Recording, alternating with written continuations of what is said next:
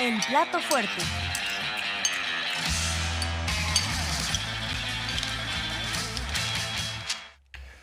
Y estábamos hablando de esto como paraguas, ¿no? De todo este encuentro internacional, que son pues, los mensajes de buena voluntad de China y Estados Unidos, y al mismo tiempo pues la contradicción que existe con pues ciertas tensiones que existen. De lo que habíamos referenciado hace rato, que fue pues los discursos inaugurales del foro APEC, creo que vale la pena nada más destacar lo que fue la respuesta de China, porque eso no lo habíamos comentado, respecto a esto que decía Joe Biden de no todo es color de rosa, aquí tenemos diferencias.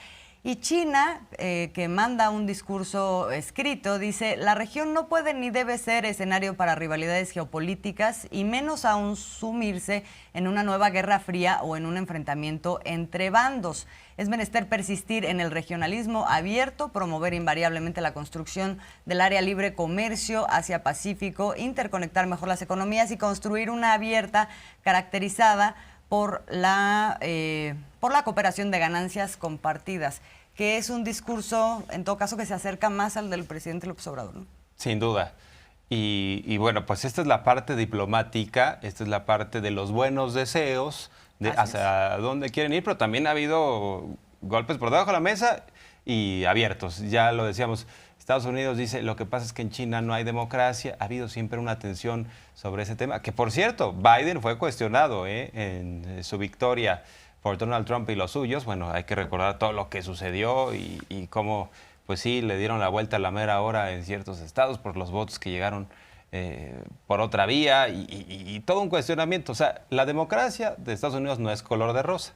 Como para que anden ellos calificando, criticando lo que sucede en otros países, ¿no? Entonces, finalmente, pues sí, en medio de todos estos buenos deseos, pues Biden dice que Xi Jinping es dictador, ¿no? Y ahí sí, pues la cosa se viene muy complicada para el propio equipo de Biden, incluyendo a Blinken, el secretario de Estado, ¿no? Que dice, ah, caray, íbamos muy bien y ya te vas de boca, ¿no? Sí, que hay que verlo porque ayer nada más lo referenciamos, este momento en el que Biden hace esa declaración, pero luego también circuló lo que fue la reacción del propio Blinken, que es el que ha estado encargado un poco de, ¿no?, las pláticas diplomáticas y todo, cuando lo escucha, y es como... Vamos a verlo. Still refer to President Xi as a dictator. This is a term that you used earlier this year. Well, look, he is. I mean, he's a dictator in the sense that he's a evil guy who runs a country that is... No, bueno. No me ayudes, compadre. Y que además es comunista el país con sus asegúnes. O sea, ¿cuánta industria de Estados Unidos no se mueve desde China? ¿Cuántas maquiladoras no hay? O sea, China es la fábrica del mundo. Entonces, así que diga uno, ¿qué comunista está la cosa? Pues no, ¿cuántas empresas norteamericanas no tienen sus fábricas en China? Pero bueno, ahí está el debate abierto e insistir que tampoco Estados Unidos es la democracia perfecta. Pues nada más hay de dos sopas, ¿no? Demócratas o republicanos, y se parecen bastante, ¿no? Sí, en algunos temas sí, en algunas cosas incluso son más tremendos los demócratas, sí. Aunque no vaya así, un poco más mustios, pero bueno.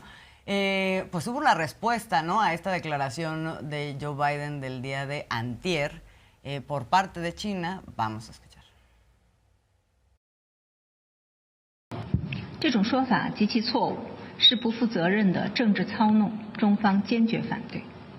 需要指出的是，总有一些别有用心的人企图挑拨、破坏中美关系，这也不会得逞。 Pues era de esperarse, ¿no?, la postura de China. Sí, ayer yo la andaba buscando, y yo, ¿por qué no? Pero sí, ya, ahí está la respuesta de China. Y decíamos que hubo varias reuniones el día de ayer. El presidente al final no se puede reunir, como nos dice Miguel Arzate, con Japón. Ahora eso se va a retomar, pero sí se reunió con Justin Trudeau y ahí pues sacaron unos comunicados sobre pues los temas que se abordaron. Por un lado, el tema migratorio. Aquí el presidente López Obrador puso su tuit: en la reunión bilateral con Justin Trudeau, primer ministro de Canadá, abordamos el tema migratorio y nos expresó la confianza de empresarios de su país para continuar invirtiendo en México y crear empleos. Básicamente lo que pasa es que pasó un poquito más en blanco, ¿no? Así es, como que ya no despierta tanto interés, ¿no? Igual la figura de Trudeau ha ido pues un poco a la baja en su propio país. Pero México ya le ganó a Canadá en lo que hace al intercambio comercial con los Estados Unidos. Y por otra parte, pues esto es real, ¿no? Cuando dice Trudeau, las empresas canadienses tienen mucho interés de seguir invirtiendo en México, pues a los hechos nos remitimos. Tenemos inversión extranjera directa como nunca. O sea, es récord lo que está pasando en este país. Y bueno, pues vamos a ampliar un poquito más el panorama de lo que es esta reunión. Ya lo hemos venido comentando, estratégica, porque pues Concita une a estos países, tanto la parte de la Franja del Pacífico como la Franja de Asia, economías muy poderosas. Por cierto, México pues no es un país testimonial, es un país muy importante. Claro. Estamos creciendo económicamente, somos de las economías más fuertes dentro de la región y es un jugador indispensable. Bueno, en esta tensión Estados Unidos-China, México tiene mucho que decir e incluso pareciera que de pronto China se apoya un tanto en México para fijar postura frente a Estados Unidos y después Estados Unidos se apoya un tanto en México para fijar su postura frente a China. O sea, pasa necesariamente esa relación por lo que pueda decir México. Por ejemplo, en el tema del fentanilo hay una coincidencia entre China y México. Han dicho los dos países, Estados Unidos arregla el problema de tu demanda de drogas. Así es. No nada más estés diciendo, ay, es que México, los cárteles de la droga, ay, que China manda los precursores. Pero tú tienes un consumo brutal y no estás haciendo absolutamente nada, ¿no? Exacto, eso. Y también, por otro lado, desde el punto de vista de México, el tema de las armas, que luego no se quiere abordar, ¿no? Pero sí, dices, es importante, hay un liderazgo por parte de México en función del momento en que se encuentra también su economía, de qué manera empieza a ampliarse su relación con otros países, desde luego con pues esto que es primordial, que es la relación comercial con Estados Unidos, pero luego también con una apertura que ya la hemos visto y ejerce ese liderazgo. Y uno de los o de las actoras más importantes en todo este encuentro o diversos encuentros que se han dado en este marco, pues es la secretaria de Relaciones Exteriores, Alicia Bárcena, que ahí estuvo y creo que me parece importante rescatarla en la reunión de ministros, además de otras reuniones que ha tenido, ¿no? También a nivel, digamos, bilateral, con otros representantes de otros países. Vamos a ver qué ocurrió en esa reunión ministerial en donde, haciendo uso de este liderazgo, también hace posicionamientos importantes con respecto a la naturaleza que debería de tener las relaciones entre los diversos países más allá de lo comercial.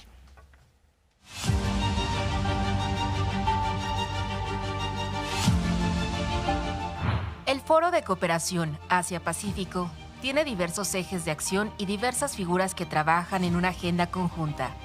Paralelamente al encuentro entre los jefes de Estado y de Gobierno, los ministros de esas 21 naciones, incluido México, sostuvieron la emisión número 34 del encuentro ministerial. Por parte de la delegación de México, la canciller Alicia Bárcena sostuvo que si bien nuestro país tiene una intensa relación comercial con Estados Unidos, con intercambios por $855 mil millones anuales, pugna por nivelar la economía global en favor de los países menos desarrollados. En el encuentro ministerial, Bárcena aseveró que México respalda un sistema multilateral de comercio basado en reglas muy claras que permitan superar las controversias, ratificar el encuentro Asia-Pacífico e impulsar el fortalecimiento de la Organización Mundial del Comercio, donde en su reciente reunión promovió soluciones creativas a los diferendos en la materia a escala global. Subrayó que nuestro país mantiene una relación estratégica con todas las economías que integran el foro mediante 14 acuerdos bilaterales de libre comercio.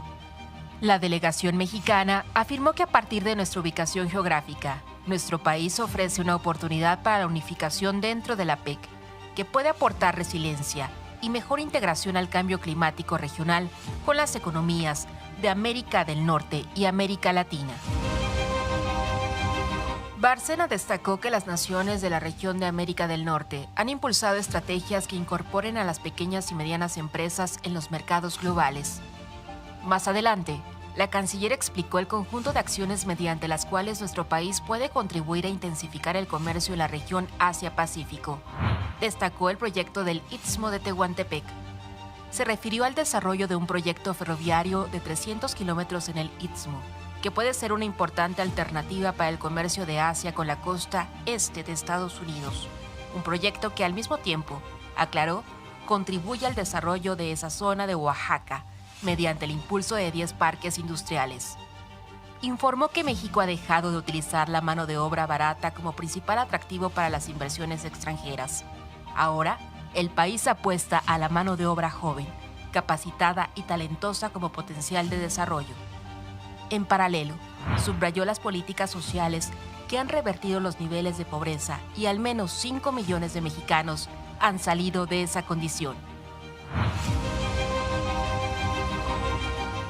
Marisol Hernández, Mañanera 360.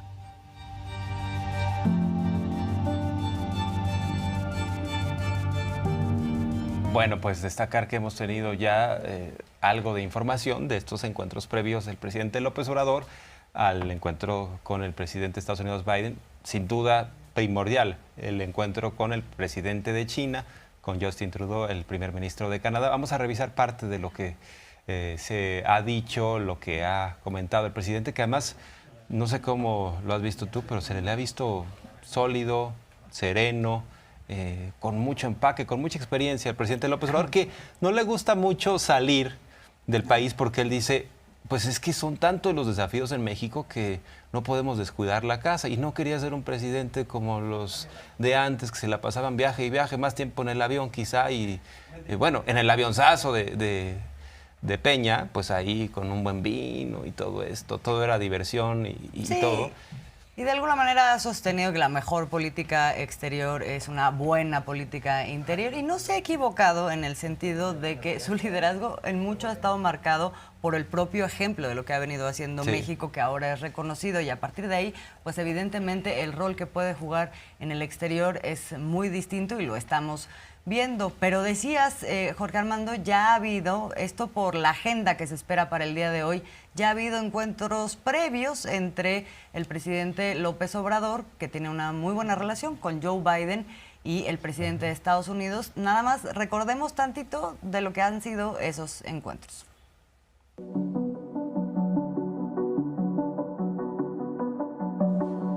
Los presidentes Joe Biden y Andrés Manuel López Obrador se han reunido en 3 ocasiones ya como presidentes.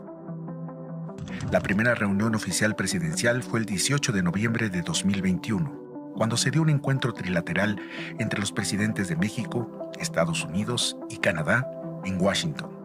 Tras ese encuentro, Joe Biden y Andrés Manuel López Obrador ofrecieron trabajar en el tema migratorio. El 12 de julio de 2022, el jefe del Ejecutivo mexicano visitó Washington. El presidente estadounidense Joe Biden hizo un exhorto a Andrés Manuel López Obrador a enfrentar el contrabando de personas y narcóticos. Por su parte, Andrés Manuel López Obrador planteó 5 puntos que fortalecerían a ambas naciones en materia económica y migración. Ordenar el flujo migratorio y permitir la llegada a Estados Unidos de obreros, técnicos y profesionales de las distintas disciplinas, mexicanos y centroamericanos, con visas temporales de trabajo, para asegurar que no se paralice la economía por falta de mano de obra. La tercera reunión fue durante la visita de Joe Biden a la Ciudad de México, con el propósito de fortalecer la cooperación bilateral entre Estados Unidos y México. Ambos presidentes abordaron temas de cooperación en seguridad, la desarticulación de redes delictivas, el tráfico de precursores químicos ilegales que se utilizan para producir fentanilo, y prevenir el tráfico de estupefacientes, armas y personas a través de la frontera común. So today, we're going to discuss how we can further deepen that relationship, not only in Mexico, but the Western Hemisphere. We're also going to discuss our shared security, including our joint action to address the plague of fentanyl, which has killed 100,000 Americans so far, and how we can tackle irregular migration. Con información de Laura Durán, Canal 14. Bueno, pues ahí está, y vamos a hacer un balance de todo lo que ha pasado hasta el momento, de lo que se espera todavía para el día de hoy, pero, o sea, más allá de los eventos en sí mismo, es en función de las relaciones que tiene México con otros países, con Estados Unidos, con China, con otros países también. Y para eso le damos la bienvenida a la investigadora María Cristina Rosas. Ella es internacionalista, especialista en la relación de México con otros países, con Estados Unidos en lo particular. María Cristina, bienvenida. Muchísimas gracias por tomarnos la comunicación. Buen día. ¿Qué tal? Buenos días. Un gusto saludarles y un gusto estar aquí. Pues pediríamos, María Cristina, de entrada, pues un balance de lo que hemos visto hasta este momento. Se han dado gestos importantes, también se han planteado agendas y todavía queda rato para el día de hoy con una de las partes importantes de esta agenda que tiene que ver con el encuentro del presidente con el presidente de Estados Unidos, Joe Biden. Sí, claro. Esta semana hemos visto la 30ª cumbre de líderes de APEC en San Francisco, siendo Estados Unidos el anfitrión. En este foro convergen 21 economías de la región de Asia-Pacífico. México se unió a APEC, como recordamos, en 1993. México fue sede de una de estas cumbres en Los Cabos a principios de este siglo. Y esta cumbre se originó precisamente a la luz de las dificultades comerciales que experimentaba el mundo cuando se desarrolló la Ronda Uruguay de negociaciones comerciales multilaterales del GATT, allá por 1986, que es cuando arrancó esta cumbre negociadora y se estancó en el 89. En el 89, Australia, que es uno de los fundadores de APEC, decide promover la creación de un foro informal con Estados Unidos, Canadá y Nueva Zelanda, que es el punto de partida o el origen de APEC. A la larga, otros países se han ido uniendo, como lo comentaba, México se integró en 1993 en el marco de estas negociaciones que también estábamos desarrollando con Estados Unidos y Canadá para el Tratado de Libre Comercio de América del Norte. Este foro es un foro que ha permitido analizar las problemáticas comerciales, no solo de la región de Asia-Pacífico, sino del mundo. También este foro con 21 participantes es importante no solo por la reunión entre los 21, sino por los encuentros bilaterales. Y de hecho, esta semana hemos visto varios encuentros bilaterales muy interesantes. Yo destacaría el encuentro entre el presidente de China, Xi Jinping, y el presidente Biden, en medio de una de las peores crisis en la relación bilateral entre Estados Unidos y China, que si bien este encuentro bilateral no resolvió las principales controversias que hay en esa relación bilateral, por lo menos permitió restablecer el diálogo y tratar de solventar algunas diferencias, por ejemplo, a propósito del tema del fentanilo, donde China se compromete a combatir a las redes delincuenciales que lo procesan y lo envían a México para que a su vez los cárteles mexicanos lo remitan a Estados Unidos. También se llegó a otros acuerdos interesantes, por ejemplo, esto de mejorar el diálogo militar. Las dos son potencias nucleares, China y Estados Unidos. Las dos realizan una serie de maniobras militares en el mar del sur de China y cerca de Taiwán. Entonces, como ha habido muchos conflictos alrededor de Taiwán, no solo este año, sino desde hace mucho tiempo, era importante que se restablecieran los canales de comunicación entre China y Estados Unidos. Y el tema de los pandas, que mucha gente lo considera trivial. Esta semana me han entrevistado sobre el tema de los pandas. China desde hace 50 años entrega pandas a Estados Unidos como un gesto de amistad y de buena voluntad, pero los ha estado retirando desde el año pasado, y este año ha sido tremendo porque los pandas más queridos del zoológico smithsoniano en Washington fueron retirados, y el que retiren pandas de Washington es un gesto de tensión, ¿no? Xi Jinping, después de reunirse con Biden, dijo que va a haber panditas el próximo año en San Diego. No dijo que los iba a mandar a Washington, lo cual quiere decir, que nos dice esto, pues que sigue habiendo tensión en la relación China-Estados Unidos. Sí, ahora pareciera que tienes estos dos grandes países, Estados Unidos y China, y sus satélites, pero como que México no quiere ser satélite. O sea, por un lado, dice el presidente López Obrador, somos parte de la región de América del Norte, tenemos el TEMEC, hay que fortalecernos, pero por el otro, con Xi Jinping le dice, México está abierto a China, no tenemos problema, vengan a conocer lo que estamos haciendo, el corredor interoceánico, vengan a conocer el Plan Sonora. ¿Qué te parece la postura del presidente de México en medio de esta tensión? Bueno, a México le ha beneficiado la guerra comercial entre China y Estados Unidos, porque hay que recordar que desde Trump hay una guerra comercial, hay sanciones económicas contra China, que llevaron a que las empresas estadounidenses que operan en China utilizaran el nuevo Tratado de Libre Comercio, el TEMEC, para restablecerse en México y a partir de aquí, aprovechando el nearshoring y todas las ventajas arancelarias que ofrece el estar en México para operar el TEMEC y acceder al mercado de Estados Unidos, esto llevó a que México se beneficiara notablemente. Incluso en épocas de pandemia, recordemos que la pandemia colapsó a las economías del mundo y aún así la economía mexicana pudo soportarse precisamente en el nearshoring y esto gracias a las sanciones de Estados Unidos contra China. Ahora, evidentemente la relación México-China es importante. El año pasado cumplimos 50 años de relaciones diplomáticas. Creo que es una relación que tenemos que profundizar, por supuesto. Con China tenemos un déficit comercial impresionante. Prácticamente por cada dólar que les vendemos a ellos nos venden 600. Entonces sí es una relación donde China la aprovecha muy bien y nosotros tenemos un potencial que podríamos desarrollar más ampliamente. La oferta del presidente López Obrador con Xi Jinping me parece adecuada. Efectivamente estamos edificando infraestructura que nos permitirá conectarnos de mejor manera con la región de Asia-Pacífico, pero no hay que olvidar que en el TEMEC hay una cláusula. Recuerden que el TEMEC es un tratado anti-China, así lo dispuso Donald Trump y así es. Hay una cláusula que dice que si alguno de los miembros del TEMEC firmara un tratado de libre comercio con China, Estados Unidos se retiraría del TEMEC. Entonces, es un punto que también debemos tomar en cuenta.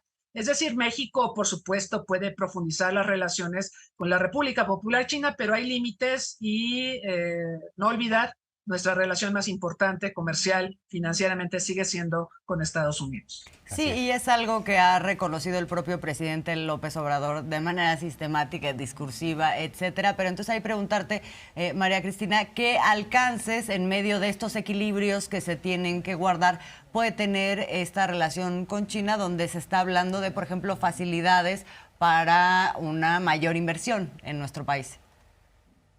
Claro, el tema de las inversiones es muy importante porque China, lo podemos ver en América Latina, no solo es uno de los principales o el principal socio de varios países sudamericanos, sino que también realiza inversiones muy importantes en obras de infraestructura y en proyectos mineros y en otras esferas. Por supuesto, la inversión china en nuestro país es significativa. Ha habido lamentablemente algunos desencuentros como lo del tren de Querétaro y otros más, porque originalmente se les había adjudicado y luego hubo marcha atrás. Este tema de la estabilidad normativa en México para las inversiones extranjeras es muy importante cuidarlo, porque China es un país que está dispuesto a mejorar su oferta de inversiones en diversos sectores de la economía mexicana y en las latinoamericanas, por supuesto, pero también requiere certidumbre y creo que lo que vimos, sobre todo en el sexenio pasado, ¿no? Dañó mucho la relación bilateral.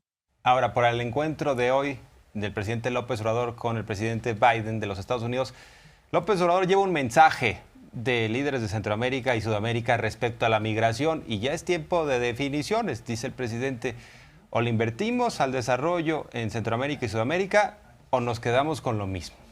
Y si ustedes van a seguir apostando al muro, pues me parece que es una pésima idea. Pero, ¿qué te parece? ¿Tendrá ya que definirse sí o sí Biden? ¿Ya no tiene para dónde hacerse? ¿O van a seguir pateando el bote sobre el tema migratorio? Antes de eso, sí quisiera comentar lo del fentanilo, porque ese fue otro tema importante, tanto en la cumbre de Xi Jinping con Biden como en la cumbre o en la reunión más bien entre el presidente López Obrador y Xi Jinping. En ambos casos se habló de cooperar más, en el caso de China para contener el fentanilo, en el caso nuestro para combatir a los cárteles y de esta manera poder reducir la oferta de fentanilo a Estados Unidos, que es un problema gravísimo de salud pública. Claro. Lo que yo quisiera comentar en ese punto y que no se ha tratado, y creo que ahí México debe insistir, y sería deseable que lo hiciera, es que hay que trabajar en la demanda en el mercado de Estados Unidos. O sea, China y México podemos combatir a las redes del fentanilo, a los cárteles, pero mientras en Estados Unidos siga habiendo una demanda y no se trate al problema del fentanilo como lo que es un problema de salud pública, no vamos a avanzar.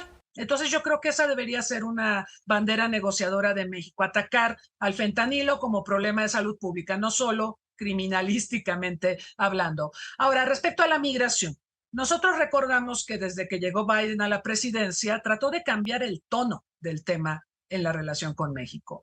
Este es un tema realmente complejo. Biden anunció una reforma migratoria que desde el inicio sabíamos lo puede trascender a él, porque una reforma migratoria toma años, 10, 15, no sé cuántos. Y Biden, su horizonte político por ahora son 4 años, de los cuales ya está en el tercero y el próximo año es electoral. No sabemos si se va a reelegir, no sabemos si llegará Donald Trump nuevamente a la presidencia.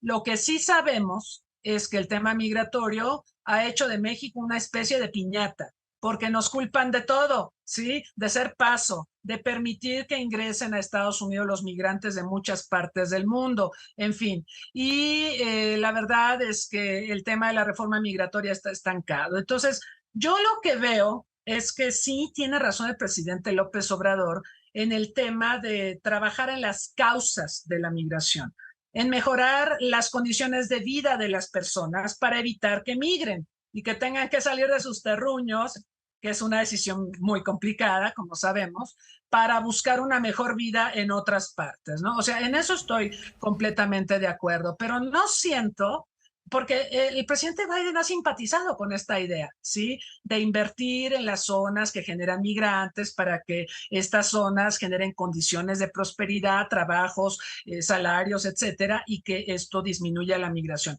Simpatiza con esto Biden. El asunto es que el tema es más complejo de lo que parece. Biden se enfrenta a presiones muy fuertes dentro de su partido y también del lado republicano para endurecer las políticas migratorias, ¿no?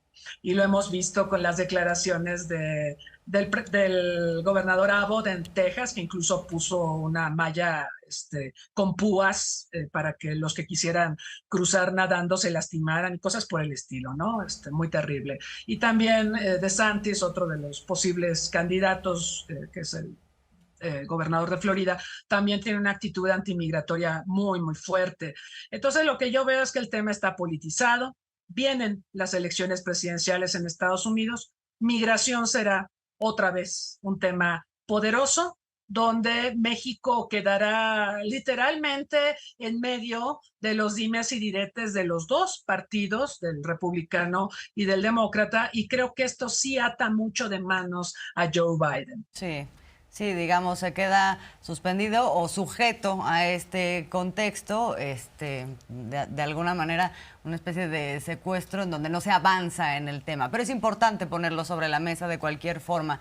María Cristina, para cerrar, una cosa que pues ha sido como el elefantazo en la habitación de esta cumbre, que es el contexto en donde pues no solamente hablamos de la cuestión económica, incluso climática, estamos en medio de dos de los mayores conflictos que se han enfrentado en las últimas décadas, en donde los dos grandes actores, Estados Unidos y China, tienen una posición y un rol y áreas de influencia, y es como si no pasara nada. ¿Cómo ves esta parte, esos silencios? Los silencios son muy importantes, ¿no? Porque son también una posición política. Claro. Entonces, por ejemplo, tenemos dos grandes conflictos mundiales en este momento simultáneamente, Rusia y Ucrania, y también el conflicto en la Franja de Gaza, donde los protagonistas son el gobierno de Israel y Hamás.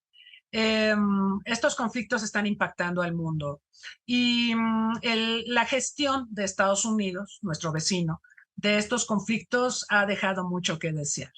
Lo que yo observo es un declive de Estados Unidos. Antes Estados Unidos, ¿se acuerdan ustedes? Era el artífice de negociaciones en Medio Oriente. Por ejemplo, Carter en aquellos acuerdos de Campo David que permitieron que Egipto estableciera relaciones diplomáticas con Israel. Fue el primer país árabe en reconocer la existencia del Estado de Israel.